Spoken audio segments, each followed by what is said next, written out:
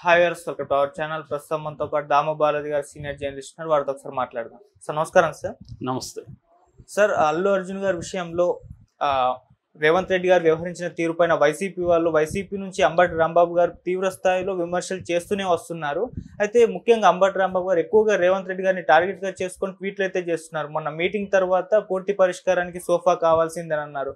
నిన్న ఒక తెలుగు అబ్బాయి నితేష్ రెడ్డి సెంచరీ చేసి పుష్ప స్టైల్లో సెలబ్రేషన్స్ చేసుకుంటే అక్కడ అంతర్జాతీయ స్థాయిలో అల్లు అర్జున్ ప్రభావితం చేస్తుంటే ఈయన మాత్రం వేధిస్తూ ఇక్కడ దాన్ని అంతర్జాతీయ స్థాయికి తీసుకెళ్తాడంట సినిమా ఇండస్ట్రీ అంటూ మరొక ట్వీట్ చేస్తారు. ఈ విధంగా ఎందుకు కంప్లీట్ గా అంబటి రాంబాబు గారు రేవంత్ రెడ్డి గారిని టార్గెట్ చేస్తున్నారు? దీని వెనుక వ్యూహం ఏమన్నా ఉందా సార్?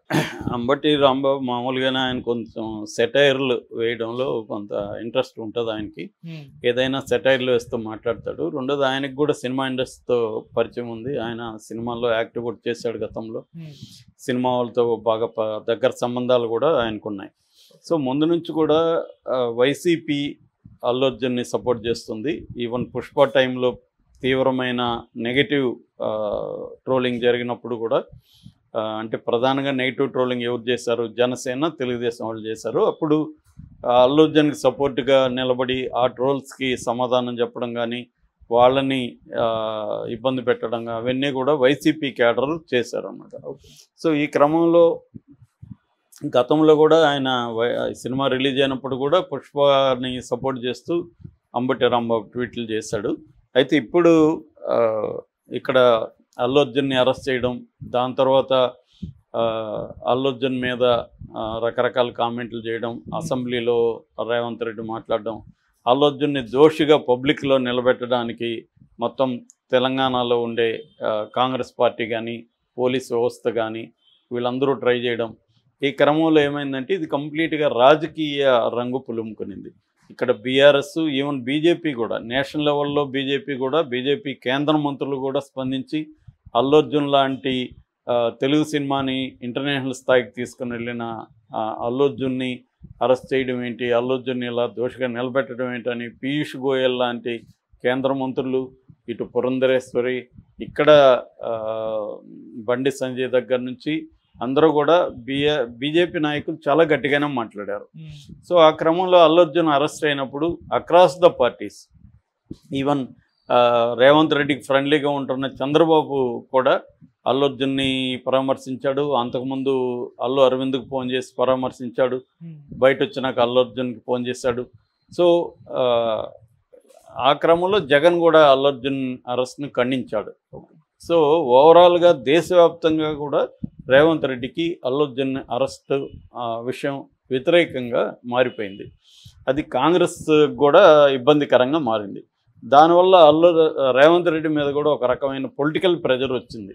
దాంతో రేవంత్ రెడ్డి దీన్ని మనకు అనుకూలంగా ఎలా మార్చాలని ఒక వ్యూహం వేసి అల్లు అర్జున్కి కోర్టులు కాకుండా పబ్లిక్లో అల్లు అర్జున్ని దోషిగా నిలబెట్టడానికి ఆయన ఒక వ్యూహం వేశాడు. అందులో సక్సెస్ కూడా రేవంత్ రెడ్డి అయ్యాడు. ఎప్పుడైతే ఇది సక్సెస్ అయ్యాడో ఇటు బీఆర్ఎస్, ఇటు బీజేపీ వాళ్ళు కూడా కొంత తగ్గారు.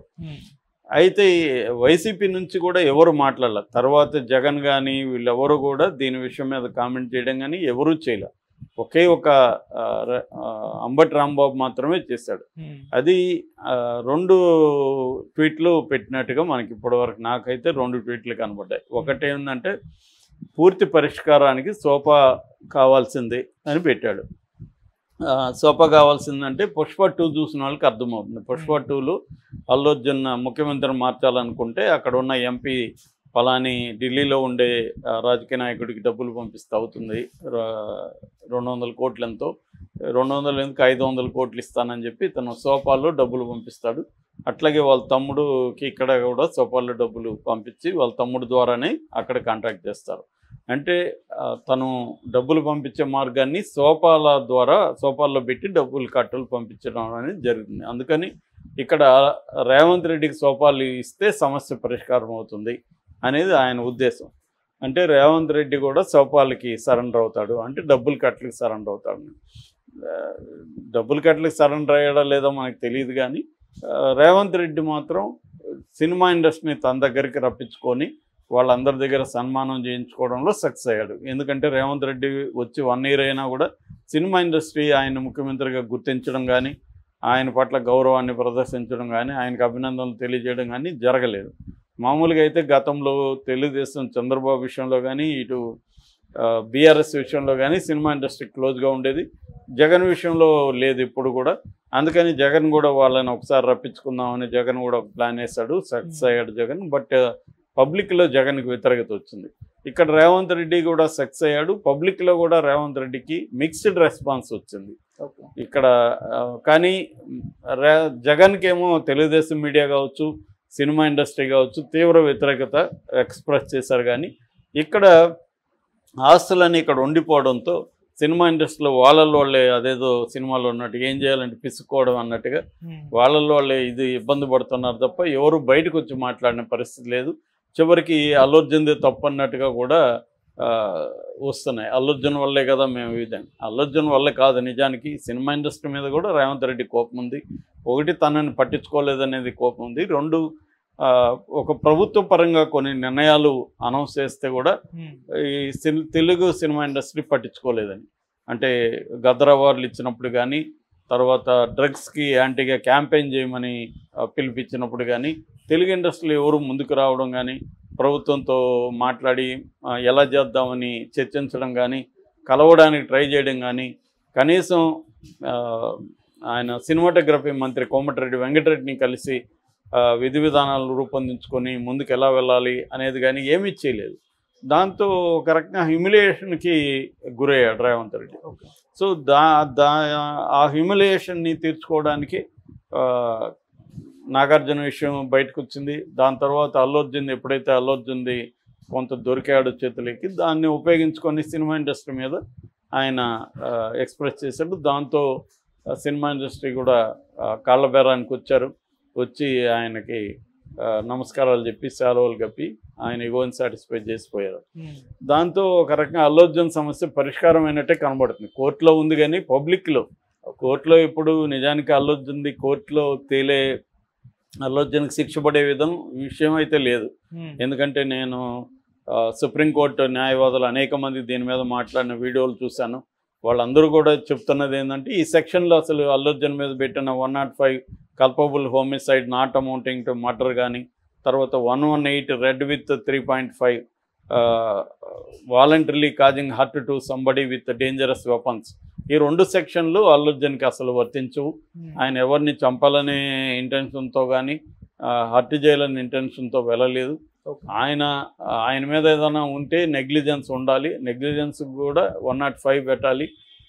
నెగ్లిజెన్స్ కూడా అది లేదు.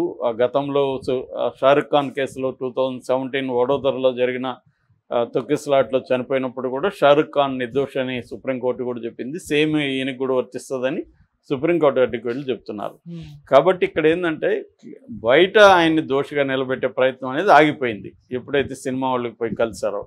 సో ఈ కాంటెక్స్ట్లో అంబటి రాంబాబు మళ్ళీ ఒక ట్వీట్ చేశాడు. దీనికి కారణం ఏంటంటే నితీష్ రెడ్డి మెల్బోర్న్లో జరిగిన 4th Australia India 4th test మ్యాచ్లో సెంచరీ చేశాడు. సెంచరీ చేసినప్పుడు అతను బ్యాట్తో ఇలాగా తగ్గేది లేదన్నట్టుగా పుష్ప స్టైల్లో చెప్పాడు.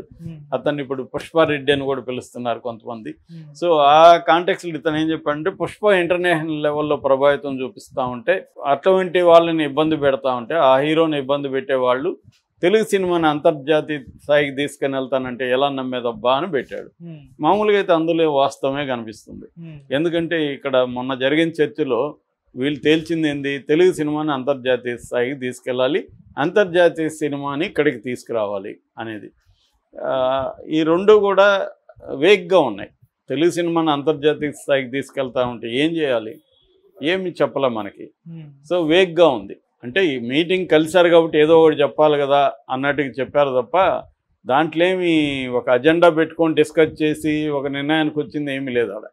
ఆడ ప్రధానంగా ఏంటంటే వీళ్ళు వెళ్ళి ఆయన్ని సన్మానం చేయడమే అక్కడ. అంటే మేము మీకు సరెండర్ అయినాము, మీరు మాకు గాడ్ ఫాదరు, మీరేం చెప్తే తింటాము అని వీళ్ళు వెళ్ళి వినమ్రంగా ఆయనకి తలలు ఉంచి నమస్కారం చేసి వచ్చినారు తప్ప ఇంకేమీ లేదు. కానీ బయట మీడియాకి ఏదో ఒకటి చెప్పాలి కదా, మీడియా ఏదంటే అది రాసేస్తూ ఉంది అని చెప్పడానికి తెలుగు సినిమాని అంతర్జాతీయ స్థాయి ఏదో వేగ్గా చెప్పారు. దాన్ని ఆయన చెప్పాడు. దాంట్లో మామూలుగా అయితే ఏమీ అబద్ధం లేదు ఆయన అడగడంలో. కాకపోతే ఆ సోపాలది మాత్రం డ్యామేజింగ్గా ఉంది. ఎందుకు పని కట్టుకొని ఇప్పుడు వైసీపీకి ఏం పని ఇక్కడ అని చాలామంది అడుగుతారు. వైసీపీకి ఏం పని అంటే మరి ఇక్కడ ఉన్నోళ్ళు గతంలో అక్కడ ఆంధ్రాలో జరిగేటప్పుడు జగన్ ప్రభుత్వం ఉన్నప్పుడు వీళ్ళు కూడా మాట్లాడారు కదా, ఏం పని అంటే ఏం చెప్తాం. సో వాళ్ళకి ఇక్కడ రేవంత్ రెడ్డి చంద్రబాబు మనిషి అన్నట్టుగా వాళ్ళు చూస్తారు. దానివల్ల వాళ్ళు మాట్లాడుతున్నట్టుగా అర్థమవుతుంది. ముఖ్యంగా ఎందుకంటే అల్లు అర్జున్ వాళ్ళు ఓన్ చేసుకున్నారు కాబట్టి ఆయన మాట్లాడుతారు. ఇది వైసీపీ పాలసీ అని అయితే నేను అనుకోవట్లేదు. ఎందుకంటే వైసీపీ వాళ్ళు ఎవరు మాట్లాడట్లేదు.